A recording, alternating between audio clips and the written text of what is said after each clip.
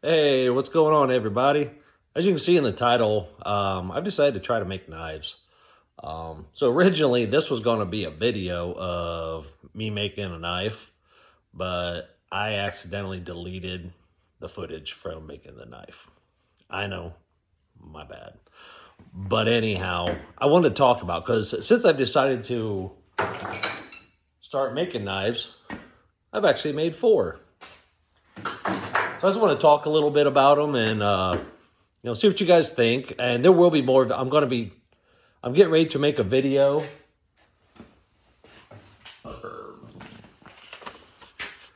This knife on the bottom, just sort of a small EDC knife.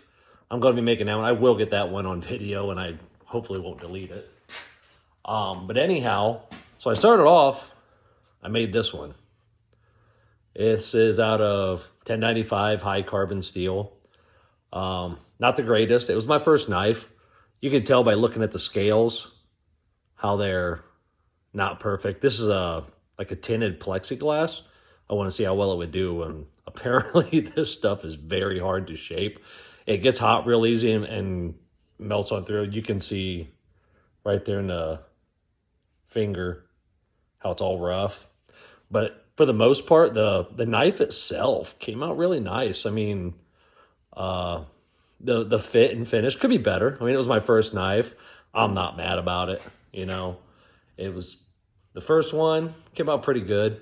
But when I did my heat treating on it and I tested it, and I was taking the edge and I was beating it on some oak, some plywood, different kind of woods, and it held up good. It didn't roll, deflect, or nothing.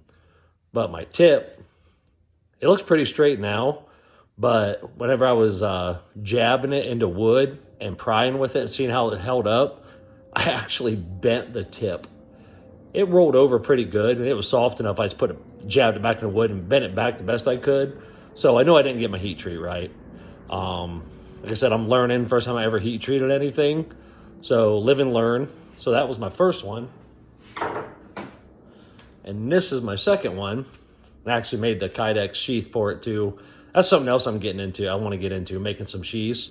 This sheath didn't come out bad. It's a little tight on the knife, but we'll work on it. So anyhow, this is the second knife I made. These first two, they're both bushcraft style. I don't do bushcrafting, but I love the styling of a bushcraft knife. So this one is made also out of 3/16 high carbon steel. This one came out a lot better. I learned a lot from doing the first one. Now you can see like the blade I didn't quite get all the sanding marks out of it, but once again, this one is very sharp. Now this one, I got heat treated right. I beat the crap out of some plywood, some oak, some cherry, and this thing totally held up great. It's still razor sharp, and the tip, it held up great. I mean, that one's, you can see, is a lot thicker than the other ones. Still not perfect, but I'm getting better at it. But on this one, I did some G10 handles. These actually came out looking really good. I don't have a buffing wheel for my bench grinder yet, so I need to get a buffing wheel. Once I get that, I'll be able to buff these down really nice. But for the most part, this one came out really nice. I believe this one's about roughly 8 inches long, 8.5 inches long. Great feel in the knife. I did a bunch of extra holes on the inside of the blade to lighten it up a little bit. Has a very, very nice feel to it for swinging. I haven't got this outside and tested it yet. I will be doing that, and I will be getting video of that too, so we can see how it holds up. So, I mean, I know I beat on it in here, but I want to do some batoning with it and some other things just to make sure this is going to hold up really good. My third knife, this was an old Nicholson file. You can kind of see, if you look real closely up there in front of the handle, maybe not so good. I'm recording this on my cell phone, but you can still see some of the file marks right there. This one came out really nice. I did this one, put some cherry handles on it, took it inside, cut some stuff up with it. This, once again, is very, very sharp. It's fit and finish, you know, it could be better. You know, I could have got some more of them sanding marks out of the blade, but for the most part, it looks really, really good. It feels really good in the hand too. So this is just going to be more like a kitchen / paring knife. We do a lot of, if you see my videos, we do a lot of off-roading, camping. I think I'm actually making me a set of these. I actually have like, I don't know, 10 of these files. So I figured, heck, I'll make some nice camping knives out of them and take them with us everywhere we go. So my fourth one I actually just finished up today. I don't even know where I got the idea for this one. Just more of like a small EDC / I don't know, paring knife. I just kind of free drew this one. This one came out really good. Once again, I got the G10 handles on that. Nice. This one has a great feel to it. You know, it fits in your hand. The handle might be a little bit long for an EDC, but for like a paring knife, it's going to be really good. But this one, I actually, if you can tell the different finishes. This is also made out of a Nicholson file, which is high carbon steel. The other two are also high carbon steel, which, if you know anything about knives, has a tendency to rust very easily. So what I learned online is that this is raw. Is you take this and you boil white vinegar, then take this and you drop it in there. And what it does is it gives it a patina. And that patina gives it that grayish color. And that grayish color in return will protect the metal from rusting. This actually, when I first dropped it in, I only had it up to here. And it just boiled. It just looks bubbles everywhere. And when I pulled it out from here about up, I actually had a little bit of surface rust on it just from the steam coming up and hitting it. So then I ended up just filling up a bigger cup and just dropped the whole thing down in there.